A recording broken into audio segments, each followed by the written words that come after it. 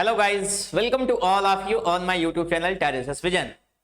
So I welcome to all of you once again in the last section of the wasteland, that is what the thunder said. I have already told you that the title of this section has been taken from Brihadaranyaka Upanishad from Hindu mythology. Eliot in this section moves towards Eastern civilization and he finds finally solace in Indian civilization, or we can say the Hindu civilization. Here he tells us that when there was a situation of wasteland in India, then people here went to Himalayas. Himalayas has been named here as Himavant, and there they prayed. There they prayed, and hearing their prayers, God in the form of thunders appeared in the sky.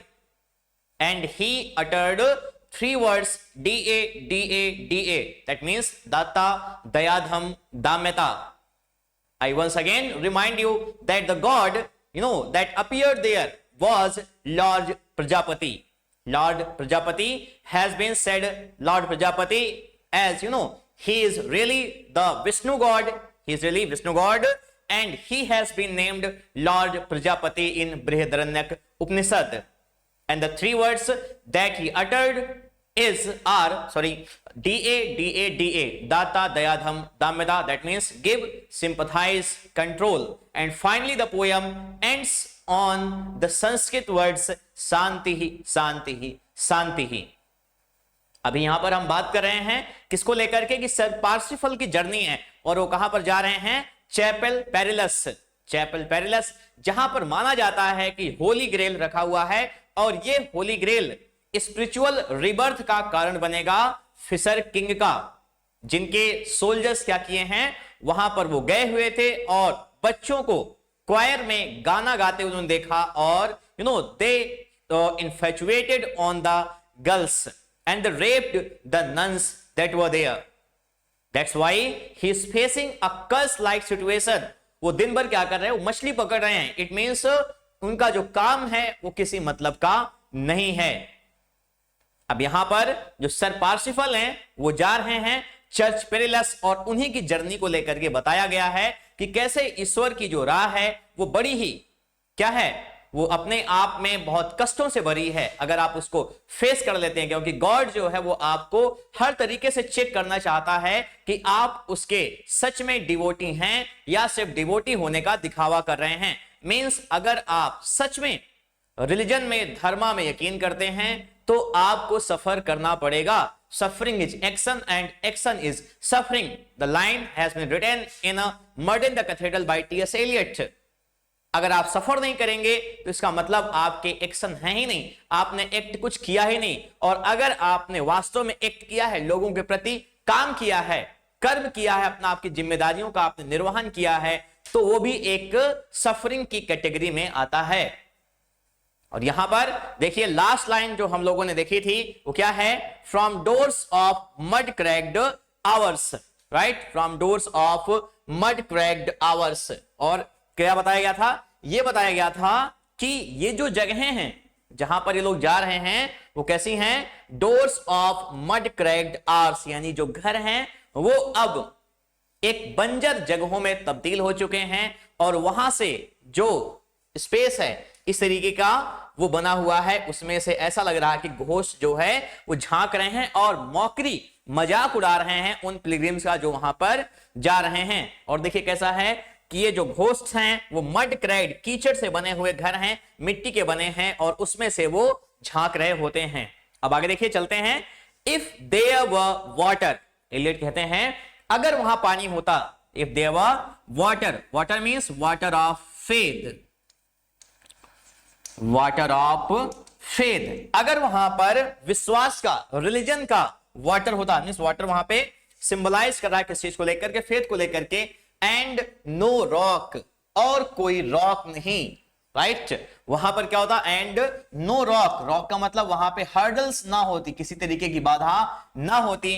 If there were rock, अगर वहां पर rock होती, right, वहां पे rock होती. And also water, और पानी भी होता. एंड वाटर, और पानी a spring. Spring means coming from a spring.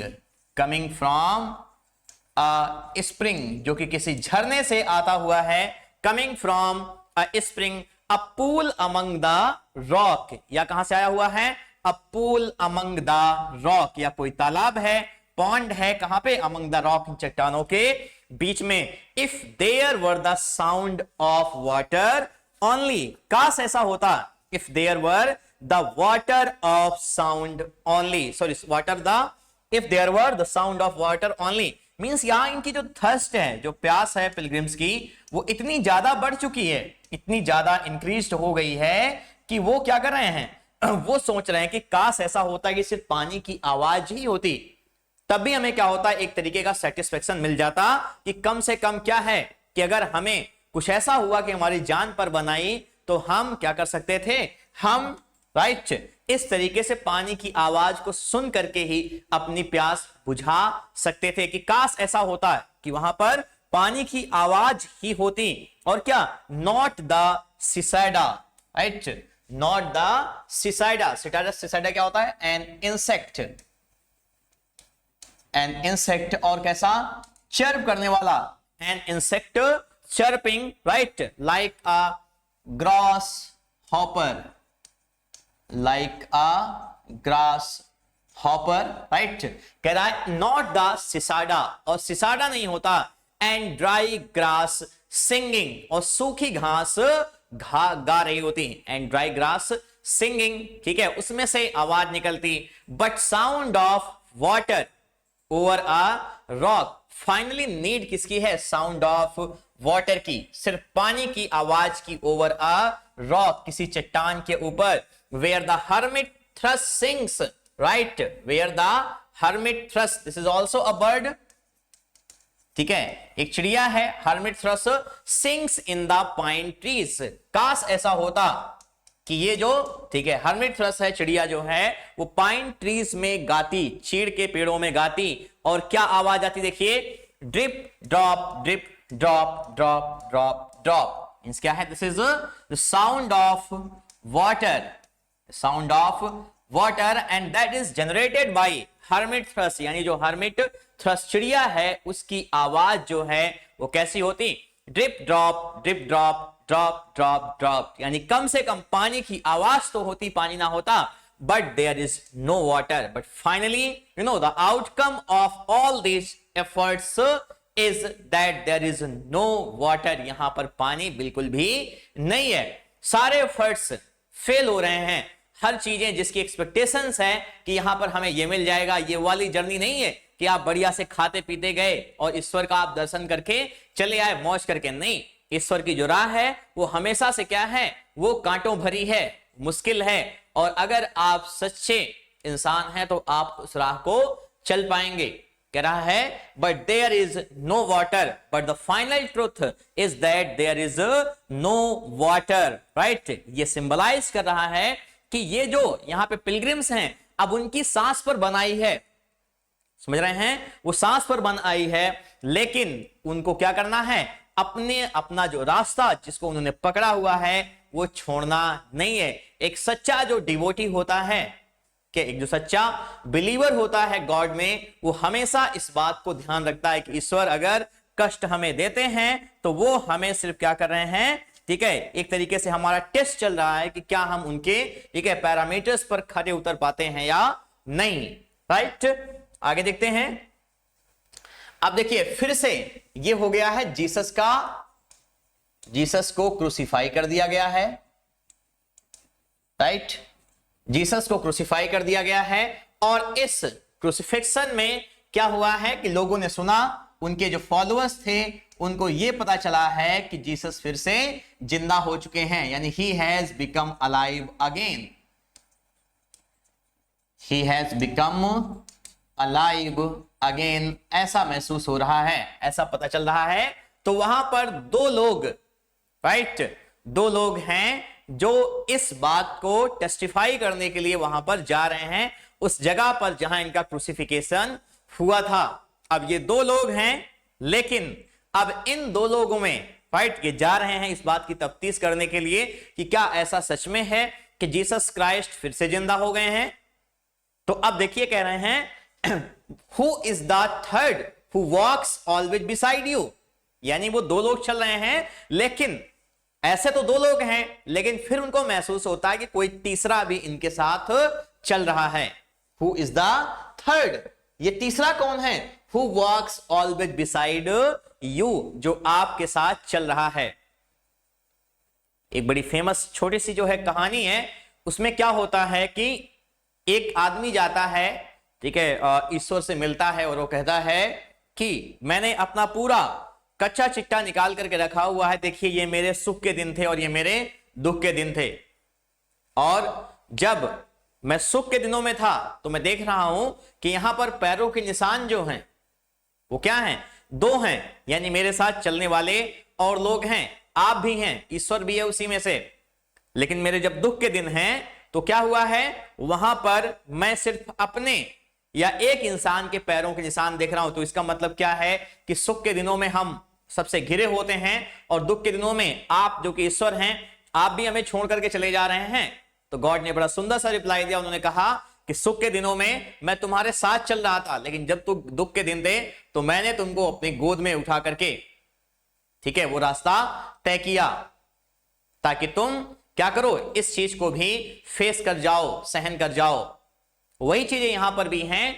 अब ये दो लोग एक नेक काम के लिए, एक अच्छे काम के लिए वहां पर जा रहे हैं, ये देखने कि जीसस क्राइस्ट वास्तव में जिंदा हैं या नहीं हैं, ठीक है। तो उनके इस चीज को, ठीक है, सही करने के लिए, उनका साथ देने के लिए स्वयं क्राइस्ट या आप कह सकते हैं गॉड जो है वो उनके साथ हैं। यानी दो के बाद जो तीसरा यहां पे है, जिसके बारे में ये लोग समझ नहीं पा रहे हैं कि तीसरा असल में है कौन, तीसरा स्वयं गॉड हैं, जो इनके साथ इनके तय किए रास्ते पर हैं, नेकी के रास्ते पर हैं। हु इज द थर्ड, ये तीसरा कौन है? Who walks always beside you, जो हमेशा आपके बगल चलता है। व्हेन आई काउंट, लेकिन जब मैं गिनता हूं, when I count there are only you and I together, तो केवल यहां पर हम और तुम ही हैं बस।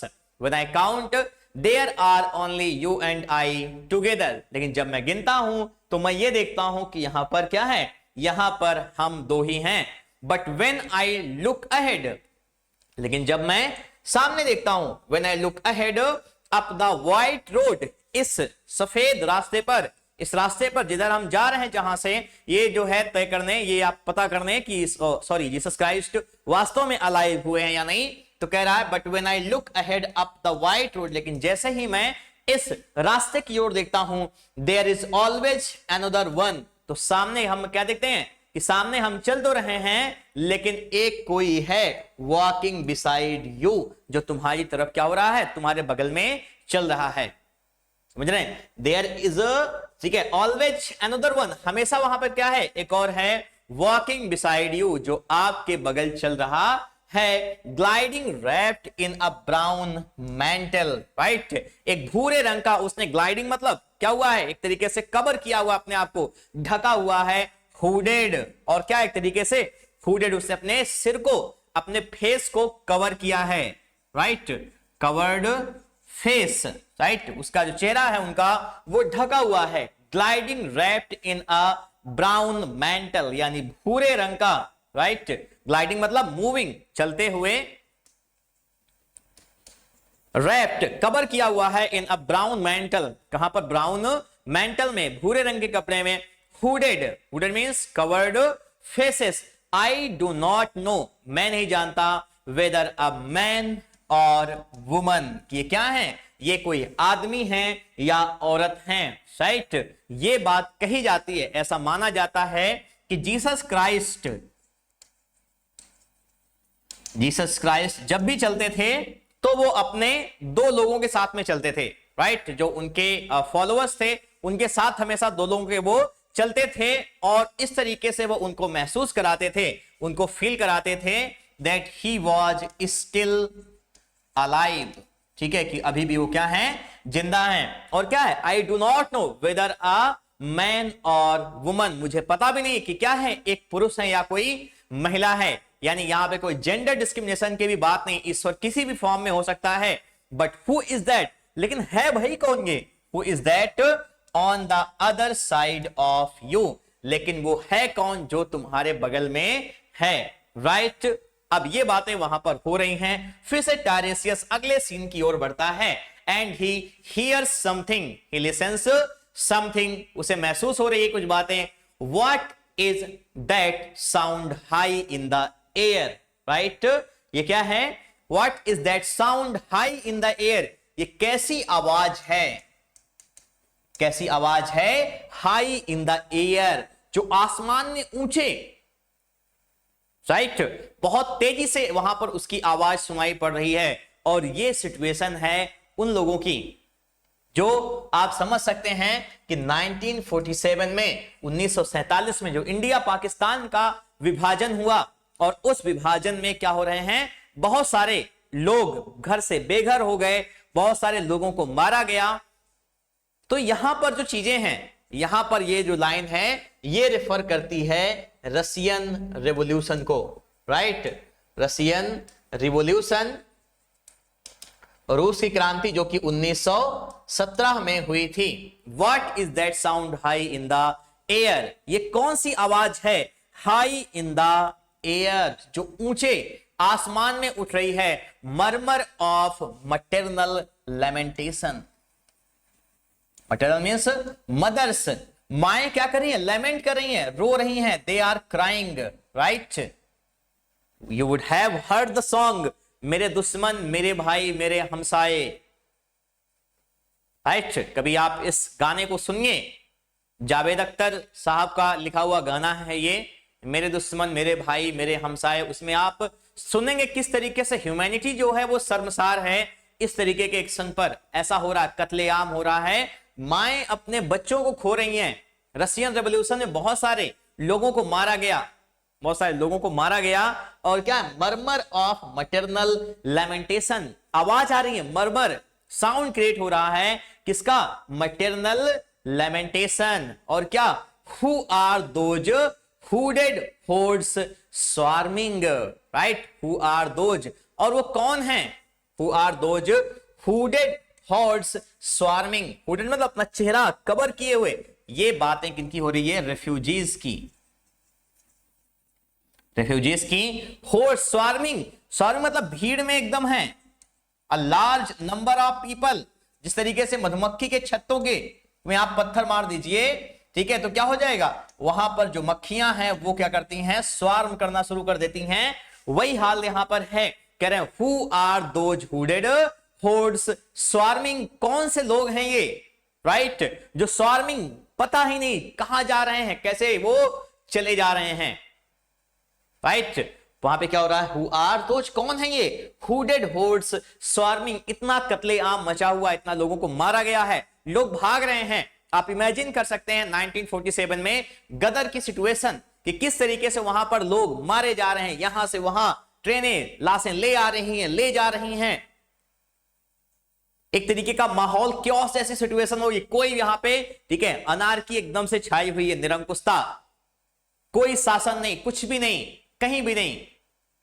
जब जब भी ऐसे नरसंहार हुए हैं, जेनोसाइड, किसी भी कंट्री में हो, वो चाहे वो हिटलर ने जेनोसाइड किया हुआ हो, नरसंहार अपने यहां जर्मनी में या किसी दूसरे देश में, जब भी ऐसा कुछ हुआ तो क्या होता है? जो गरीब हैं बेचारे, अभी कोविड की आप हालत समझ लीजिए कि क्या हो रहा था, लोग स्वार्म कर रहे थे। स्वार्म करने का मतलब वो भाग रहे हैं यहां से वहां, मधुमक्खी के, ठीक है, मधुमक्खियों की तरीके से, जैसे वो भनभनाती हैं, भागते हैं, उसी तरीके से इनकी भी हालत है। कुछ पता ही नहीं भीड़ का क्या हिस्सा है, क्या रोल है। Who are those hooded hordes swarming, कौन है ये? Hooded hordes, सिर को कवर किए हुए भाग रहे हैं। Over endless plains, over endless plains, इस लाइन से आपको याद आ रही होगी वो लाइन जो कहां पर मैंने आपको पढ़ाई है 12 मिलियन ब्लैक वॉइसेस में, 12 मिलियन ब्लैक वॉइसेस में, जहां पर बताता है कि क्या है, कि ये जो लोग हैं वो एंडलेस प्लेन्स पर चल रहे हैं, राइट? एंडलेस प्लेन पर वो चल रहे हैं और जमीन पर रहते हुए भी जमीन पर नहीं हैं। तो ये जो लोग हैं होर्ड स्वार्मिंग जो हैं ओवर एंडलेस प्लेन्स, यानी कि जो रास्ता है सामने उनको दिखाई पड़ रहा है, उसका कोई अंत ही नहीं है, उस पर वो चले जा रहे हैं। और क्या, स्टम्बलिंग इन क्रैक्ड अर्थ, राइट, लड़खड़ा रहे हैं, क्या हो रहे हैं, लड़खड़ा रहे हैं इन क्रैक्ड अर्थ, जमीन क्या हुई है, वो फटी है, क्रैक्ड है, दरार पड़ गई है, वो भी लेमेंट कर रही है इस विनाश को देख करके। कह रहा है स्टम्बलिंग इन क्रैक्ड अर्थ, लड़खड़ा करके गिर पड़ रहे हैं इस क्रैक्ड अर्थ में, ringed by the flat horizon only, ring मतलब क्या है, इंसर्किल्ड, और इनके सामने क्या है, encircled by the flat horizon, horizon means क्या होता है, क्षितिज, सामने केवल क्षितिज है और उसी से घिरे हुए हैं। और आप जानते हैं ये जो होरिजोन है, क्षितिज है, उसका कोई एंड नहीं है, अंत नहीं है, जितना आप उसके तरफ आगे बढ़ते जाते हैं उतना ही वो आपसे और दूर होता हुआ दिखाई पड़ता है। कह रहे हैं ringed by the flat horizon only, सामने केवल क्या है, एनसर्किल्ड है इस फ्लैट होरिजोन से केवल, right.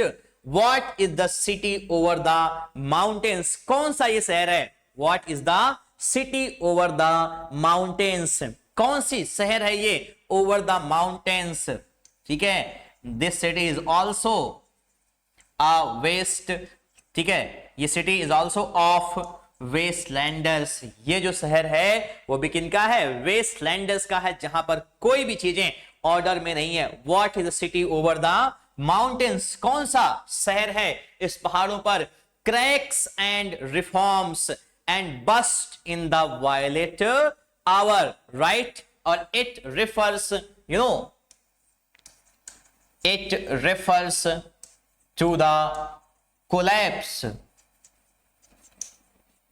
of Eastern Europe civilization, Europe civilisation. कह रहा है कौन सा शहर है ये, क्रैक्स, टूट रहा है, एंड रिफॉर्म, फिर से रिफॉर्म हो रहा है, and bursts in the violet air, violet means evening air, right. कौन सा शहर है ये जो बन रहा है, बिगड़ रहा है, और क्या, बस्ट यानी कि एकदम से फट पड़ रहा है, in the violet air, falling towers, falling towers, falling towers क्या है, falling the towers of churches, towers of churches, यानी चर्च के जो टावर हैं वो भी क्या हो रहे हैं, अब टूट रहे हैं, गिर रहे हैं, यानी जो सभ्यता है वो अपने आप में क्या हो रही है, खत्म होती जा रही है। The towers of churches, falling towers, Jerusalem, Athens, Alexandria, Vienna, London, unreal, right. कौन कौन से हैं फॉलिंग टावर्स में, Jerusalem, Israel, Athens, Greek, Alexandria, Vienna, London, unreal.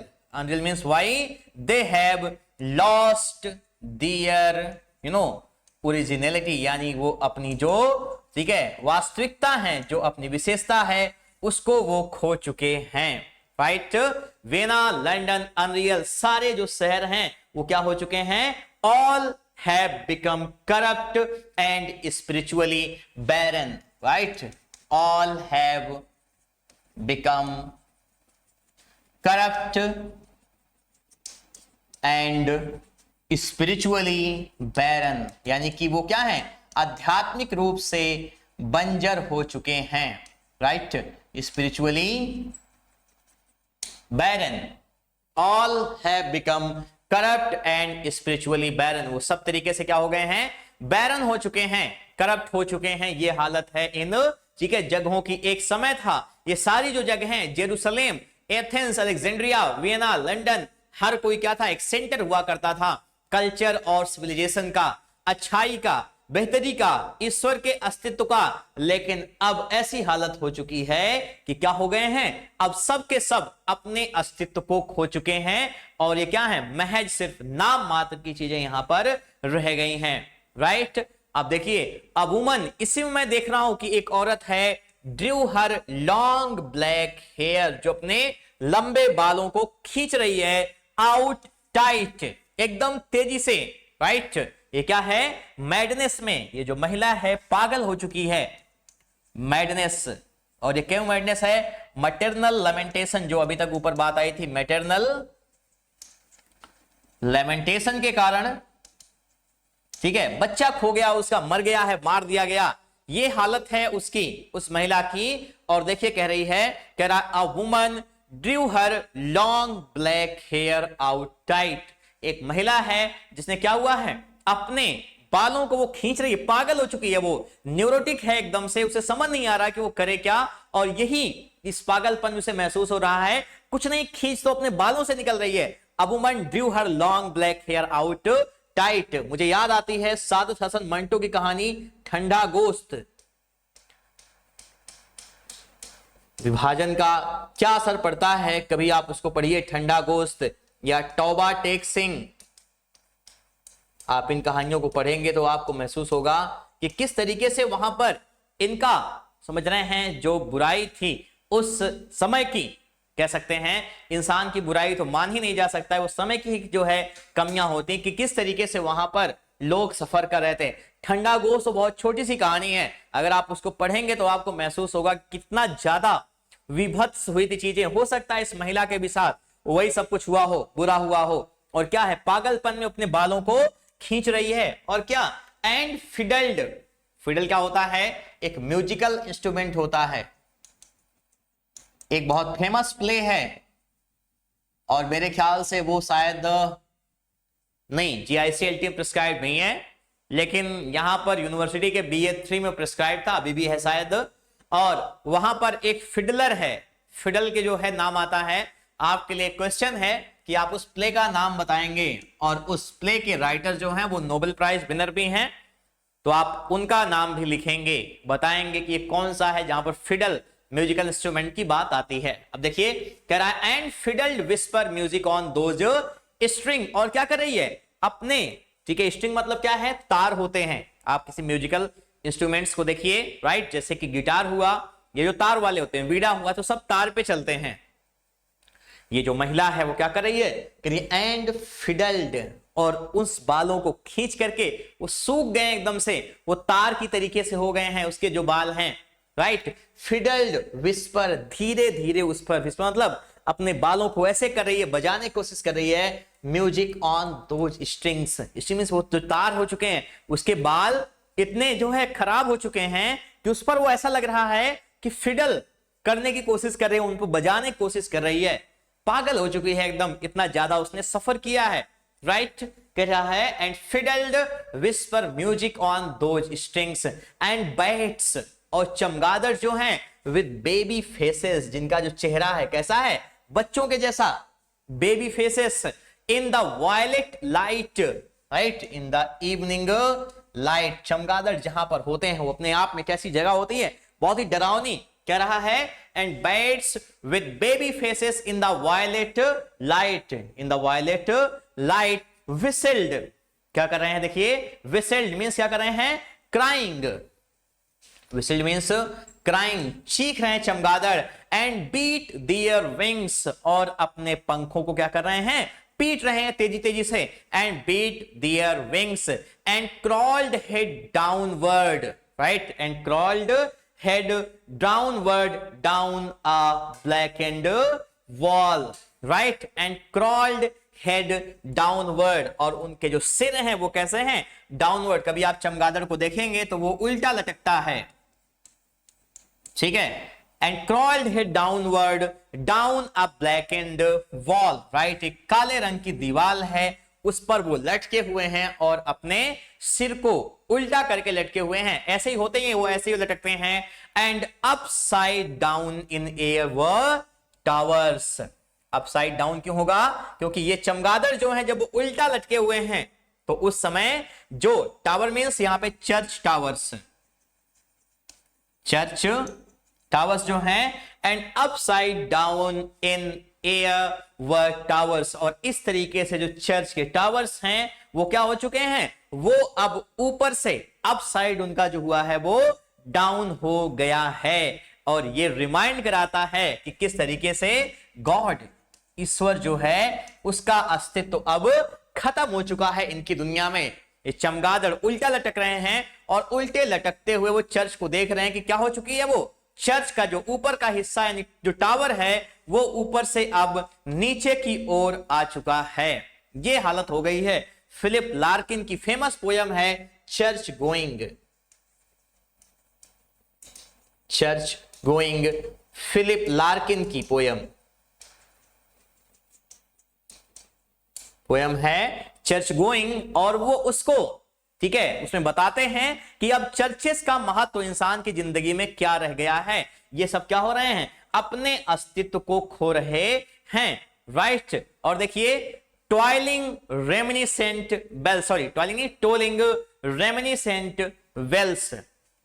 Tolling means having reminiscent bells, और उसमें क्या है, याद दिलाने वाली जो बेल्स हैं वो घंटियां लगी हुई हैं, that kept the hours.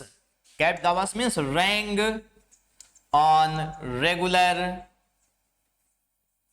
Hours, यानी वो क्या है, नियमित घंटे पर बच रही हैं, राइट। बस इनका यही काम रह चुका है अब चर्चेस का। ये ऊपर का जो हिस्सा है वो नीचे आ चुका है चमगादड़ की निगाह में, और वो क्या है, इस तरीके से जो ईश्वर का अस्तित्व है वो खत्म हो चुका है। और क्या हो रहा है, जब भी वहां पर बेल्स घंटियां बज रही हैं तो कैसी हैं, टोलिंग रेमिनिसेंट बेल्स। वो टोलिंग मतलब हैविंग रेमिनिसेंट बेल्स, रह रह करके हमको याद करा रही हैं, याद दिला रही हैं, रेमिनिसेंट करा रही हैं, ठीक है, किस चीज को, दैट केप्ट द आवर्स। और क्या हो रहा है यहां पर, इस तरीके से केप्ट द आवर्स, वो घंटे दर घंटे समय को बताने के लिए बस बज रही हैं। And voices singing out of empty systems and exhausted bells, exhausted wells, और उनकी जो आवाज है, ठीक है, इनकी घंटियों की जो आवाज है, singing out of empty systems. Systems क्या होता है, वेसल्स।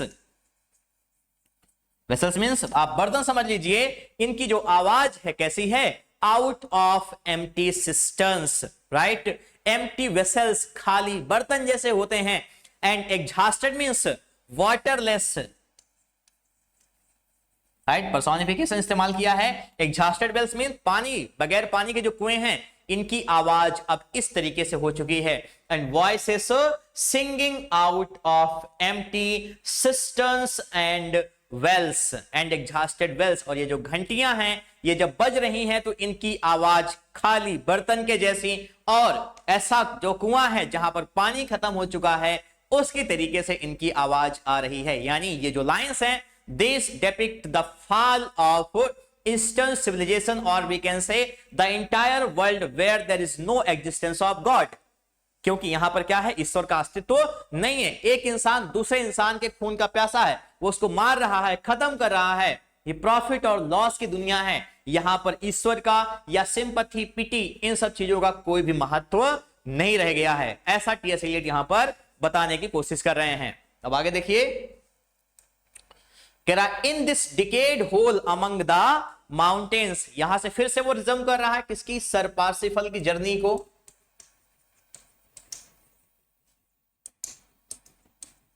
ये वही लाइंस चल रही हैं, फिर से कंटिन्यू हो जाती हैं। कहां पर जा रहे हैं, पेरिलस चैपल, चैपल पेरिलस, ठीक है। यहां पे जहां पानी नहीं था, बिल्कुल ये लोग एकदम से प्यास से तड़प रहे हैं, वो वाली कंडीशन फिर से शुरू हो रही। देखिए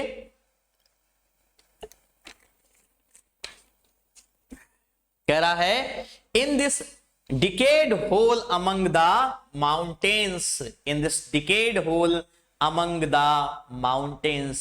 क्या है, डिकेड होल, खंडहर सा हो गया है, अमंग द माउंटेन्स, पहाड़ों के बीच में।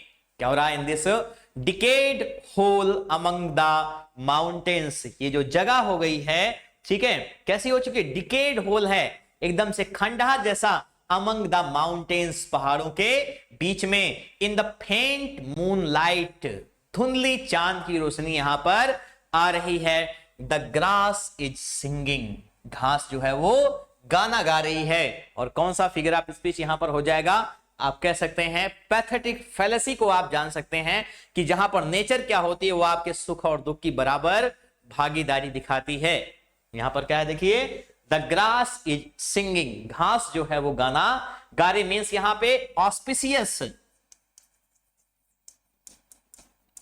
ऑस्पिशियस चीजें जो हैं वो घटित होने लगी हैं, शुभ चीजें आने वाली हैं। द ग्रास इज सिंगिंग, घास जो है वो गाना गा रही है, over the tumbled grapes, tumbled means यहां वहां जो है बेतरतीब तरीके से खंडहर हो चुका है वो वहां पर एकदम से, कह रहा ओवर द टम्बल्ड ग्रेप्स, कब्रों के ऊपर, अबाउट द चैपल, चैपल के और, अबाउट द चैपल, चैपल के पास, there is the empty chapel, क्या है, there is the empty chapel, empty and decayed. और क्यों ऐसा हो गया है, क्योंकि यहां पर वो फिशर किंग की एट्रोसिटीज को दिखा रहा है कि किस तरीके से वहां पे नन का रेप हुआ था, बच्चों का रेप हुआ था। There is the empty chapel, अकेला डिकेड चैपल है, ओनली द विंड्स होम, केवल हवा का घर है बस ये, यानी केवल हवा यहां पे निवास करती है, वही रहती है, बाकी यहां पे इंसानों का कोई अस्तित्व नहीं है। इट हैज नो विंडोज, कोई खिड़कियां नहीं यहां पे, and the door swings, swing मतलब वो अपने आप ओपन और क्लोज होते हैं, राइट, ओपन और क्लोज होते हैं, किसके, हवा के कारण, ठीक है, जैसे ही हवा बहती है तो अपने आप क्या होते हैं, खुलते बंद होते हैं।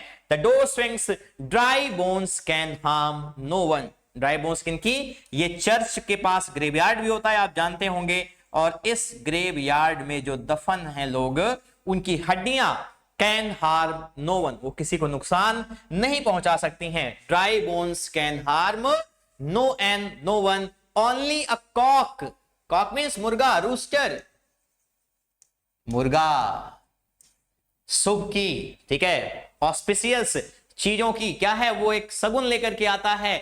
Only a cook stand, sorry cock stand on the roof tree, ये छत के पास जो पेड़ है, ठीक है, ये जो पेड़ है बना हुआ है, यहां पर एक मुर्गा बैठा है, ठीक है, यहां पर एक मुर्गा अकेला वही, ठीक है, वहां पे कोई जो है आप कह सकते हैं स्पीसीज है बस, वहां पर वो बैठा हुआ है, ठीक है, कुकुरिको कुकुरिको, ये जो भी आवाज है आप मुझसे बेहतर निकाल सकते होंगे उस वॉइस को, कुकुरुकू वाली जो आवाज है उसकी आवाज वहां पर आती है। और आप जानते ही हैं जब ऐसी कोई आवाज आती है तो सुबह सुबह आप उठ जाते हैं, ब्रह्मवेला में बढ़िया से आप यात्रा शुरू करते हैं अपनी, आप जा रहे हैं टहलने के लिए और सब कुछ वहां पर बेहतर लगता है। और जैसे ये लोग वहां पर पहुंच गए हैं, क्योंकि अब और ये दिखा रहा है कि ईश्वर ने क्या किया है, आपकी जर्नी को, आपकी यात्रा को अंजाम दिया है, आप अपने लक्ष्य को पाने में सफल रहे हैं, यानी जिस जगह को आपकी तलाश थी,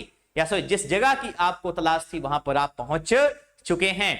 और वहां पे सिग्नल दे रहा है कौन सा, मुर्गा, कुकड़िक्कू कुकड़िक्कू, जो भी है कुकड़ुकू, वो क्या हुआ है, it has now giving the indication, sorry it has now given the indication that the right and auspicious time of your life has come now. You have achieved what you wanted. God has blessed you. ईश्वर ने आपको bless किया है. He has accepted your deeds, your karmas, and has given you the fruitful result of your task. आपको ईश्वर ने नेमतें बख्शी हैं, खुदा ने आपको नेमतें बख्शी हैं और आपकी जो यात्रा है वो सफल हो गई है। मुर्गा वहां पर बैठ के चिल्ला रहा है कुकड़िक्कू, इन अ फ्लैश ऑफ लाइटनिंग, तभी क्या होती है, बिजली चमकती है। पानी की तलाश में अभी तक भटक रहे थे बेचारे, सूख गए थे एकदम से। इन अ फ्लैश ऑफ लाइटनिंग, तेजी से बिजली चमकती है। देन अ डैम्प गस्ट, और क्या होता है, एक तेज हवा का झोंका आता है, right. Then a damp gust, then a damp gust bringing rain, और इस तरीके से बारिश लाता है, ये हवा का झोंका बारिश लाता है और इस तरीके से इनकी जो प्यास है वो भी बुझ जाती है। जो वेस्टलैंड वाली हालत थी उस चर्च पर, वो भी क्या हो जाती है, खत्म हो जाती है। यानी फाइनली ईश्वर ने ब्लेस किया है, गॉड ने ब्लेस किया है, और वो जो नाइट्स के द्वारा वहां पर एक बुरा कार्य हुआ था, बच्चों का जो रेप हुआ था, नन का रेप हुआ था, शायद ईश्वर ने ऐसा किया है कि उसको, ठीक है, अब माफ कर दिया है, क्योंकि उसकी जो सजा है वो लोग भुगत चुके हैं और वो एक्सपिएट कर चुके हैं, सफर कर चुके हैं। तेज हवा का झोंका आता है और बारिश अपने आप में क्या है, सारे जो है वो बुराइयों को धुल देने वाली है, ऑस्पिशियसनेस का सिंबल है। E.M. फॉस्टर का नॉवेल है a passage to India, right? कौन सा है? A passage to India. और वहां पर क्या होता है पैसेज टू इंडिया का, ठीक है, जो कंक्लूड होता है वो जन्माष्टमी का त्योहार है और वहां पे क्या हो रही है? रेन हो रही है, बारिश। और ऐसा लग रहा है कि डॉक्टर अजीज और जो है वहां पे जो बिट्सस यानी मिस्टर फील्डिंग के बीच में जो भी विवाद हुआ है, जो भी मिसअंडरस्टैंडिंग हुई है, वो अब खत्म हो चुकी है, right? In a flash of lightning, बिजली कड़कती है, then a damp gust bringing rain, और तभी क्या होता है? एक तेज हवा का झोंका ब्रिंगिंग रेन, बारिश को लेकर के आता है और उनकी जो यात्रा है वो सफल होती है। ईश्वर हमेशा से रहम दिल रहा है अपने डिवोटीज को लेकर के। सच्चे जो डिवोटीज हैं, अगर आप ईश्वर को याद करते हैं, और याद करने का मतलब यह नहीं कि आप बहुत सारा समय पूजा में बिताते हैं, ऐसा कुछ भी नहीं है। ईश्वर को बस आपका सच्चा दिल और आपके कर्म चाहिए, इसके अलावा कुछ भी नहीं। और ईश्वर तार्किक है, और ईश्वर बिल्कुल तार्किक है। ईश्वर अगर तार्किक है तो वो आपका आकलन आपके कर्मों से करेगा, ना तो आपकी पूजा या आपने कितना व्रत रखा है, इससे कोई मतलब नहीं है। आपके लिए आपके मन में मानवों के प्रति, इंसानों के प्रति सिंपैथी है, और वो सिंपैथी के जो, ठीक है, जिनको आप लेकर के माइंड में रख रहे हैं, वो किसी तरीके से आपके मन में उनके प्रति कोई भी भेदभाव नहीं है, तब आपकी जिंदगी सफल है और ईश्वर भी आपको ब्लेस करेगा, आप पूरे जीवन भर खुश रहेंगे। लेकिन अगर आपने इन सब चीजों को करने के बजाय गलत रास्ता अख्तियार किया, गलत रुख अख्तियार किया, आपको लग रहा है कि आप सही हैं लेकिन आप सही नहीं हैं, तो आप ये समझ लीजिएगा कि ईश्वर ने शायद अपनी नेमतों से आपको दूर रखा हुआ है। आपकी जो यात्रा है जीवन की वो सफल इसलिए नहीं हो रही क्योंकि आप कहीं ना कहीं लाइफ में कुछ गलत कर रहे हैं, तो आपको उस चीज को सही करने की जरूरत है, सुधारने की जरूरत है, right? In a flash of lightning then a damp gust bringing rain, तभी बिजली चमकती है और ब्रिंगिंग रेन, बारिश होना वहां पर शुरू हो जाती है। सारे पाप धुल जाते हैं, सर पार्सिफल की जो यात्रा है वो सफल हो जाती है, राइट? इसके बाद एलियट मूव करते हैं ईस्टर्न सिविलाइजेशन और इंडिया की तरफ वो मूव करते हैं। लेकिन इस चीज को मैं, इस सेक्शन को आपको मैं अपनी अगली वीडियो में पढ़ाऊंगा। आज बस इतना ही। Thank you so much for watching, have a good day. ये वीडियो आपको कैसी लग रही है? वेस्टलैंड आपको समझ में आ रही है या नहीं आ रही है? आप अपने मुझे कमेंट बॉक्स में बताइए, और इस चैनल को आप शेयर कर सकते हैं ताकि और ज्यादा लोगों तक इसकी रीच पहुंच सके और लोग बेनिफिट पा सकें इसका। Okay, thank you so much.